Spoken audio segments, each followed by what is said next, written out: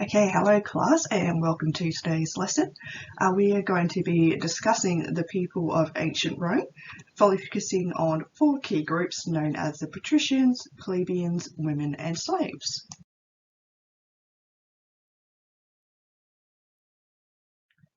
So before we begin this lesson, I just want to do our usual acknowledgement of country.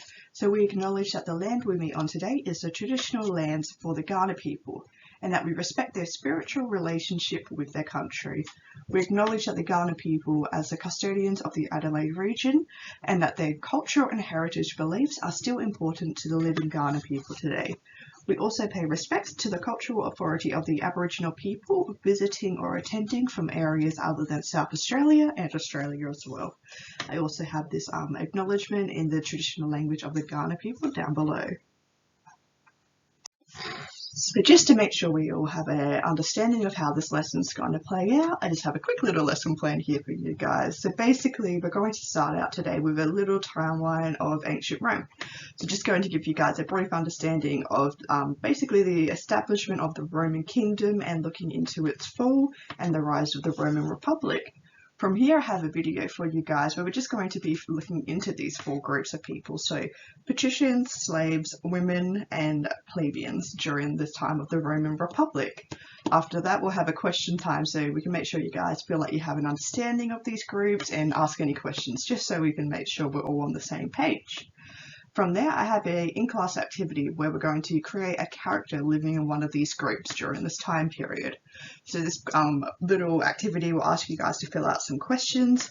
You're going to name your character, do a little drawing, and answer some questions about how they felt about their life during these times. From there, I want you guys to present these characters to the class.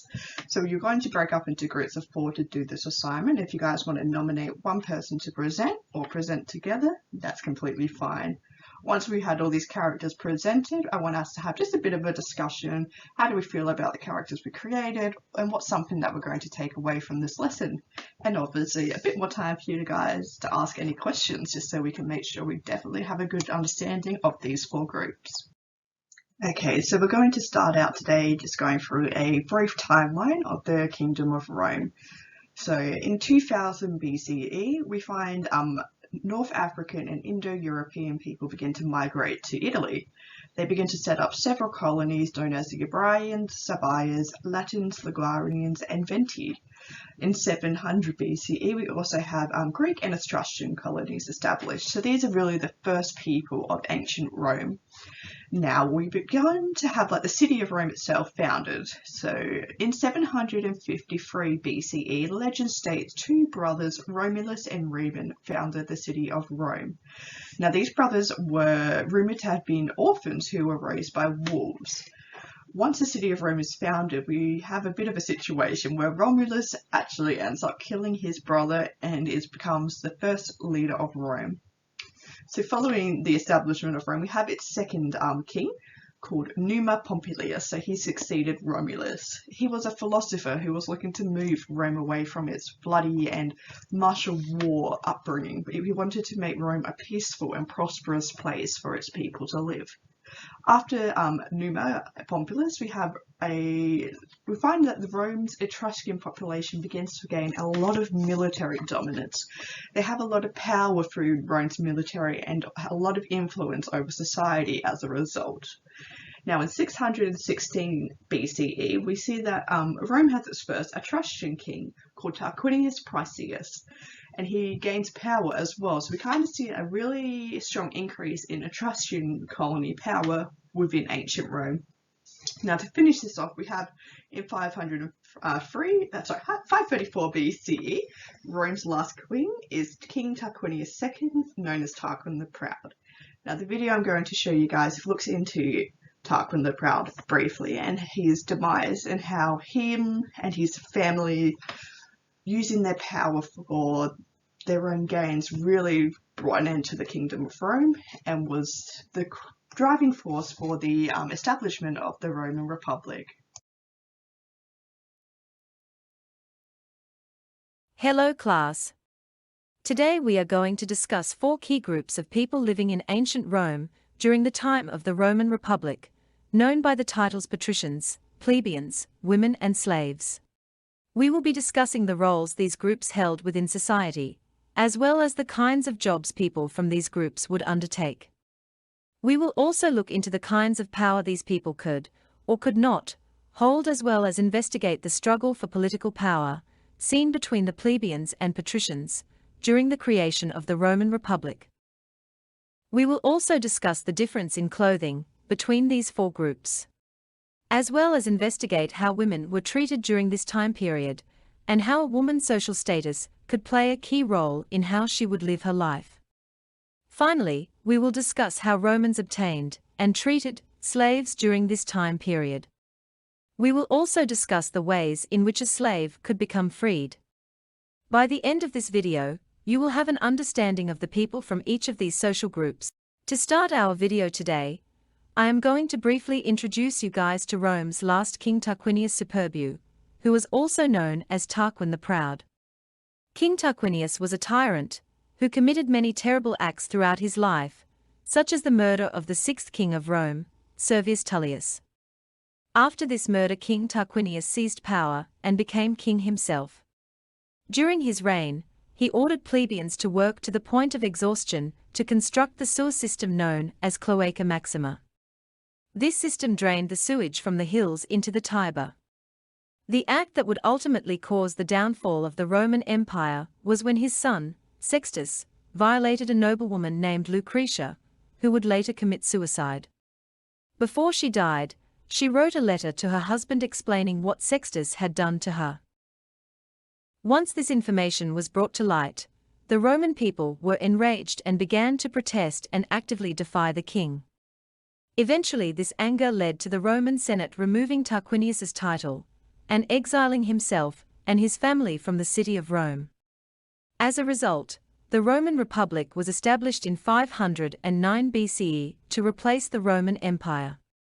As a part of this new system, the king was replaced with two annually elected consuls and a priest called the Rex Sacrorum, who held his office for life.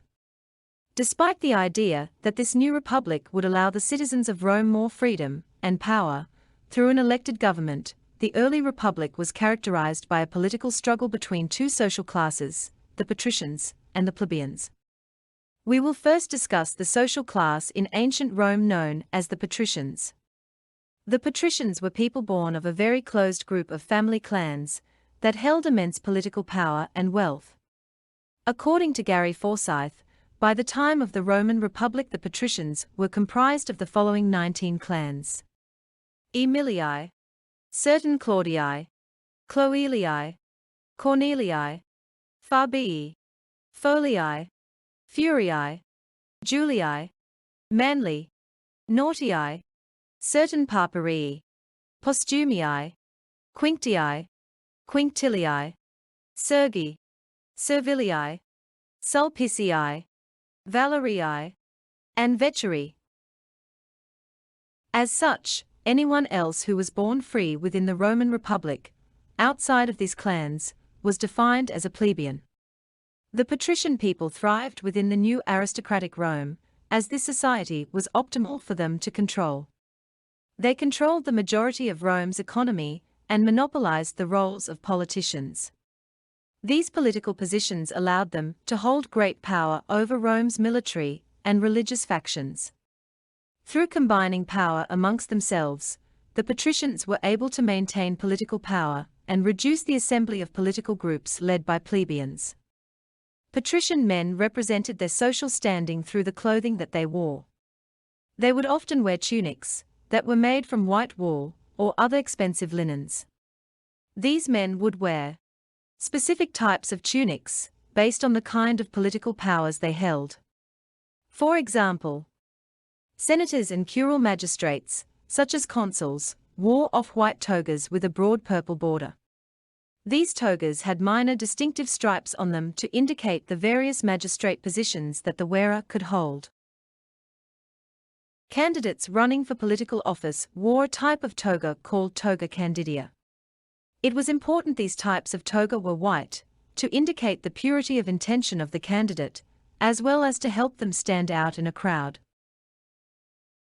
Using their political and social positioning, patricians were able to neutralize the power of the majority that the plebeians held.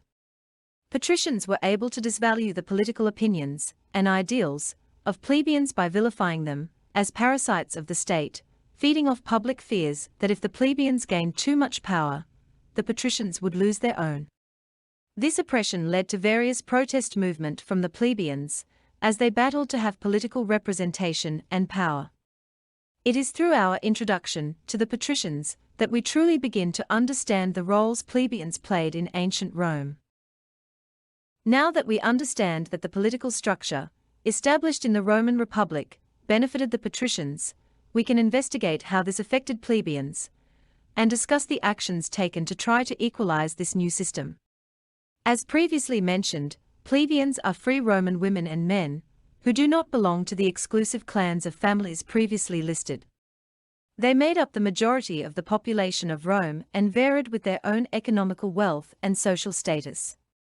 They would take part in various kinds of works, for example shop owners, farmers, domestic helpers, and landowners. Patricians were often forced to partake in military services to pay back debts to the Roman Republic. Whilst plebeians could technically run for political positions of power, there were often far and few opportunities for them to successfully win and maintain such positions. Unlike their patrician counterparts, plebeians would wear simple and plain tunics to signify their status as freed citizens. However, these togas were rarely adorned with extravagant features or made from fine materials. Soon after the political system of the Roman Republic was established, the plebeians demanded that they were to be entitled to the same political rights as their patrician counterparts. It is important to understand that, during the beginning of the Roman Republic, the city of Rome was in an unsteady and dangerous situation. There were constant wars, which had started under the Roman Empire, which were passed on to the Republic.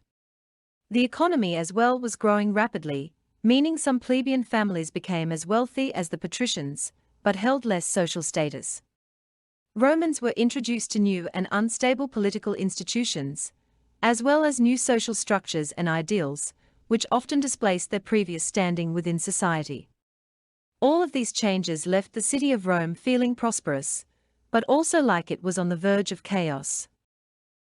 Because of the wars, started by the last king under the Roman Empire, plebeians often had no choice but to serve in the military during this time as an act to repay debts to this new society. This soon became a cause of discontent. They were to fight for a free system of politics that would not allow them an equal voice or equal representation.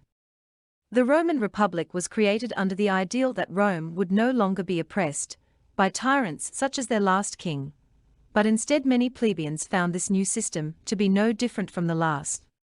As a result, plebeians began to take action against this new system through a series of secessions, where they would leave the city of Rome, only to return once a compromise was reached. Through these secessions, the plebeians were slowly able to establish their own institutions, including the tribunate and plebeian council, which the patricians consented to. Now that we have defined patrician and plebeian members of society, and understand the power struggles between these groups, we will begin to investigate the role women had in ancient Rome. Roman women belonged to both patrician and plebeian families, but their roles in society differed less so than their male counterparts. Legally, all free Roman women were not considered to be a person by law, and could only in rare instances represent herself as a legal entity. Women could not vote for political representation, and all their finances were handled by their fathers, even when they were married. The lives of patrician women mainly differed from that of plebeian women when facing the matter of work. Wealthier families would ensure the image of their daughters were for her to never work outside of her marital or familial home. Their duties were to focus on raising children, spinning wool, and instructing their slaves or domestic servants of their duties within the home, such as cooking and cleaning.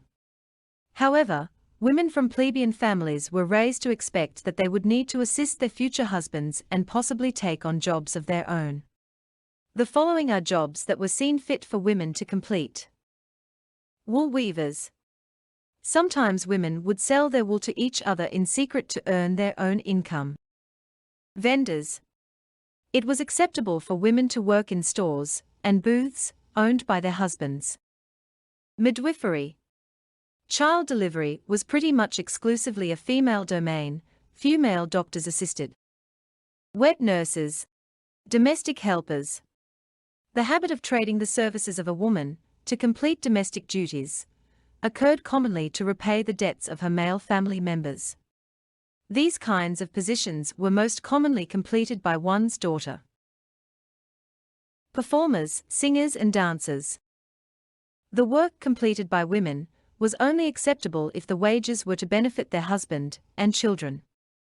The idea of a woman earning her own money was almost unheard of. Some wealthier women would own property and wealth legally through inheritance from their fathers, but this remained under their father's name and was often contested or stolen legally by other men who would deceive them. Roman women would wear tunicas, which were fashioned similarly to the men of their family, be it their father or husband. They would be adorned in fabrics that reflected their social status. There were two styles of tunicas that were acceptable for women to wear, the peplos and the stola. The peplos was made from two rectangular pieces of cloth, which was partially sewn together. There were open sections at the top of the peplos, which were folded down at the front and back. The peplos was pulled over the woman's head and fastened with large pins, forming a sleeveless dress. A belt would then be tied over or under the folds to hold it in position. The stola was worn by married women and was a sleeveless tunic that was required to be worn loose. This tunic was strapped at the shoulder and was gathered in at the waist. The stola was designed to be long and would sit lengthwise below a woman's feet. When a married woman was to go outside, she would be required to wear a pulla, which is similar to a shawl that would cover her whole figure. The last group within ancient Rome we will investigate is slaves. The buying and selling of slaves was considered to be a normal part of life within Rome during this time period. In fact, owning slaves often represented one's social standing, and as such it wasn't unusual for patrician and wealthier plebeian families to own a slave. Rome obtained slaves through many different avenues, such as spoils of wars. One well-known case of this is when Rome made the entire population of the rival Etruscan city of Veii slaves, an event which may have produced as many as 10,000 slaves. In 256 BCE, during the First War against Carthage, the siege of Aspis led to the enslavement of more than 20,000 people. Then in 146 BCE, when Carthage was destroyed by Roman forces, after a third war, approximately 55,000 people were enslaved. Another way Rome obtained slaves was through reproduction among the existing slave population. Children born from slave women took their status as a slave from their mother and were known by the title virni. Children who had been abandoned or sold by their family were also taken in, often by wealthier families, to become slaves. Lastly, Rome obtained slaves through the general slave trade during this period of time, where people would be kidnapped and forced to become slaves from countries all around the world. In the East, the western regions of the Black Sea had been supplying the Mediterranean with slaves since the 7th century BCE, specifically from the regions of the Caucasus. The ways in which slaves were treated in ancient Rome was complex. The treatment of slaves varied based on factors, for example, the type of work they would complete, the location in which they would work, the personality and kindness of their owners, or the wealth their owner held. Slave owners were expected to provide their slaves with the basic needs, such as food, clothing and shelter. The clothing slaves wore depended on the tasks they were required to complete. Also, the quality of the clothes often reflected the status and wealth of their owners. House slaves would often wear higher quality fabrics. Slaves who rode Roman galleys would only wear a loincloth. Slaves who worked on farms would wear tunics made of cheap fabrics and also wore wooden shoes, these would be replaced every 2 years. Under Roman law, slaves had no personal rights and were the property of their owners. They could be bought, sold, and mistreated at will and were unable to own property, enter into a contract, or legally marry, unless they were a female slave marrying their owner. If a slave married her owner, she would be considered a freed slave. These marriages were unequal, as husbands were entitled to a higher degree of control. Another way a slave could become freed was through manumission, a procedure in which an owner could grant freedom to his slaves. It is still unknown just how many slaves were freed this way, and how common of an occurrence this procedure was. However, it's believed those working in cities had more chances of being manumitted than those in rural settings. When slaves were freed through manumission, they would often be required to pay their former owners a compensation for being freed, or would be required to continue to work for them or their family. Now that we understand these 4 key groups of people within ancient Rome, I ask for each of you to break into groups of 4. Each of these groups will focus on one of the groups of people we have discussed, so one group will focus on patricians, another group on plebeians, and another group on women, and the final group on slaves.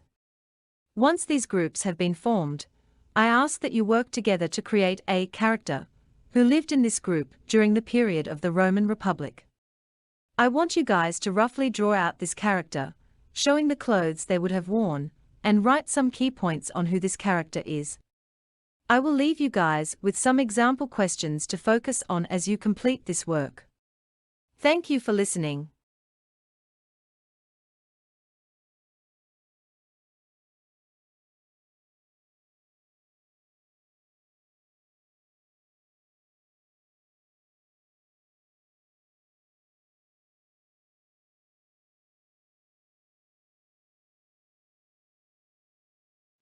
Okay, so now that we've watched that video, do you guys have any questions? Are you wanting any further clarity? So some of the example questions I will have for this, if students are struggling to come up with some of their own, is what did you take away from this video?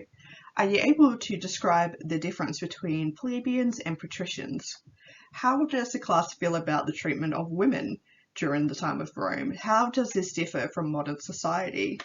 How do we feel about slave treatment? Do you believe that slaves in the Roman Republic could ever become free? We can reflect on how the power struggles seen between ancient Rome kind of relates or differs to power struggles we see in modern society. And also, I want to make sure the class really took away the Secession. How did this occur? Why was there a power struggle between patricians and plebeians? So hopefully around this time the class can have about 5 to 10 minutes just to ask some questions of their own as well, which might not have been listed by me now. Okay, now that we've had a few questions about the video we've watched, I want to split this class up into groups of 4. So group 1 will be focusing on patricians, group 2 plebeians, group 3 women, and group 4 slaves. So I created a character worksheet for you guys. So basically I want you guys to create a character who was living in one of these groups during ancient Rome. So basically I want you guys to name the character, give them an age just so we can have a bit of an understanding of where they are. I would like you to define their social class. So for patricians and plebeians, this is pretty straightforward. For women, you can kind of choose from one of these groups. And for slaves, I think it would be really good to kind of use this spot to fill out what type of work they were doing, because we've seen the types of work they were doing and locations in which they worked really differed their treatment. Then we want to look into economical status, so we can talk about economical difference between the patricians and plebeians, talk about how women also had economical differences, but they could not control their own wealth. And for slaves, well, what were they making any money at all? What were they given for the work they did? Did they have just basic clothes that was swapped yearly, or did they have absolutely nothing? Then we want to look into marital status. Now this one, it does have a key difference obviously for women, because women were meant to be married. It was a very important part of their position in society in ancient Rome. But we can also look into, were slaves married? This was one way that slave women could become free. Then we want to look into hobbies. Now, patricians and plebeians, their main hobbies would be quite traditional roles within ancient Rome, but women had a lot of hobbies as well within the household that were kind of looked into in that video. And for slaves, would they have been time to be able to have a hobby? Or was their entire existence there to work for their owners? And finally, I want you guys to come up with a job for your character. Now, obviously, patricians and plebeians, this is going to be a little bit easier. Patricians obviously had a lot of government roles. Plebeians could work all kind of positions, but women and slaves, their roles as a job per se were very different. Obviously, women in lower families could work for their husbands, but higher class women were not expected to work. However, this, as we saw in the video, this did not stop women from working. And for slaves, I want you guys to use this point to kind of look into what was their purpose as a slave, like what were they brought to do for their owners. Now, I have a little box here as well. I want you guys to draw out your character, looking into the video before of the kind of clothing they would wear. And then I have just a couple character questions, just if you guys want, to answer them. If you get to this point, it's fine. If not, completely fine. So I want you guys to think, what does your character's clothing represent? Does your character work? How is this decision viewed by society? How did your character feel about the fall of the Roman kingdom? How does your character feel about the establishment of the Roman Republic? Would your character consider themselves to be free? Now, once you guys have completed this task, I want you to also present it for the class. So you can nominate either one of you to present, or if you all want to present together, that would be perfect. Okay, now we've had those wonderful presentations. Thank you, class, for all coming up here and participating. I just want to conclude the lesson. So I believe we all have a pretty good understanding of these 4 social groups within ancient Rome. So just to make sure we definitely are understanding, patrician members of society were people who belonged to specific family clans. Sorry about the typo. In the Roman Republic, they held immense political power and higher social status. They thrived within an aristocratic society and dominated newly founded political positions. They tended to hold higher economical wealth than their plebeian counterparts. Plebeians were all free-born Roman citizens who did not belong to the exclusive clans of the patricians. They made up the majority of Rome's population and held various different roles within society. Their wealth varied based on their family wealth and their job positions that they held. Roman women came from both patrician and plebeian families. They held no rights as an individual and could not vote or take care of their own wealth. Patrician women were expected to be homemakers and mothers only. Patrician women were often expected to do work with their husband to provide for their family. Rome's slave population was extremely complex, with slaves coming from all different heritage. The types of work they would complete and the ways in which they were treated by society differentiated greatly between all slaves. No 2 slaves would ever have the same experience. And freedom could be granted for the slaves, but it was rare for these people to truly become free. So thank you guys for coming into class today, and I hope we definitely leave today with a really good understanding of these 4 groups. Now I do have some homework for you guys. We're going to look into the plebeian successions for the next kind of lesson that we have. So I have some readings that I'm going to send you guys home with, and I hope that by the time we come into our next lesson, we definitely feel like we have a good understanding of these 4 groups, and we're going to look a bit more into the fall of the Roman Republic and how secessions had a role in this. So thank you guys for coming, and I hope